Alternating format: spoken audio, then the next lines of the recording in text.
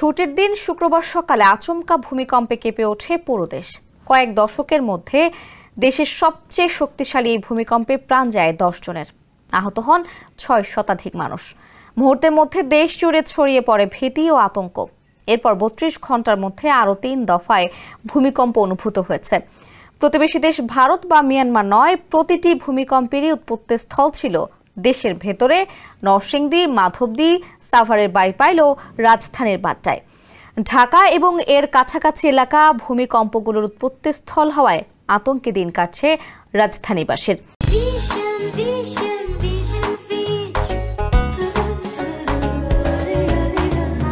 স্বাভাবিকভাবেই আবার ভূমিকম্প হওয়ার আশঙ্কায় নিশ্চিন্তে থাকতে পারছেন না তারা। কেউ কেউ আবার ঢাকা ছেড়ে গ্রামে যাওয়ারও সিদ্ধান্ত নিচ্ছেন।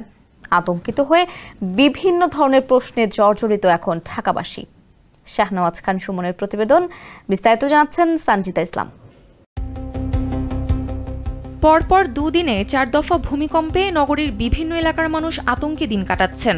বিশেষ করে পুরান ঢাকায় পুরনো ও ঝুঁকিপূর্ণ ভবনের কারণে অনেকে নিরাপদ স্থানের খোঁজ করছেন। পরিস্থিতি মোকাবিলায় সরকারের পক্ষ থেকে নানা ঘোষণা দেওয়া হচ্ছে। বন্ধ ঘোষণা করা হয়েছে বেশ কয়েকটি শিক্ষা প্রতিষ্ঠান। গ্যাসকূপ খনন ও ভূতাত্ত্বিক জরিপ কাজও স্থগিত রাখা হয়েছে।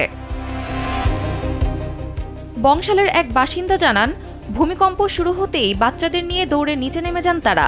ভয়ে শরীর কাঁপছিল। অন্যদিকে এলাকায় সব ভবন একটার সঙ্গে আরেকটা লাগানো, কোনো নিরাপদ জায়গা নেই। অবস্থা এমন যে নামলেও বাঁচার উপায় নেই। ভয় পাই যদি বড় ভূমিকম্প পুরান ঢাকায় হয় তাহলে এখানে শুধু লাশই দেখা যাবে।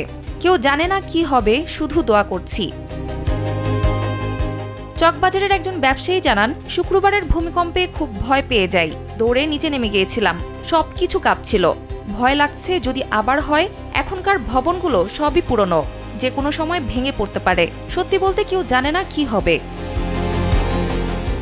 ঢাকা বিশ্ববিদ্যালয়ের ভূতত্ত্ব বিভাগের অধ্যাপক এম সাইফুল ইসলাম কালবেলাকে জানান, বাংলাদেশের উত্তরে ইউরেশিয়ান প্লেট, দক্ষিণে ইন্ডিয়া প্লেট এবং পূর্বে বার্মিজ সাবপ্লেট অবস্থান করছে। এই ত্রিমুখী প্লেটের গতিশীলতার কারণেই ভূমিকম্প হয়। অবস্থানগত কারণে বাংলাদেশে আগামী বহু বছর ধরে বিভিন্ন মাত্রার ভূমিকম্প হওয়ার আশঙ্কা রয়েছে।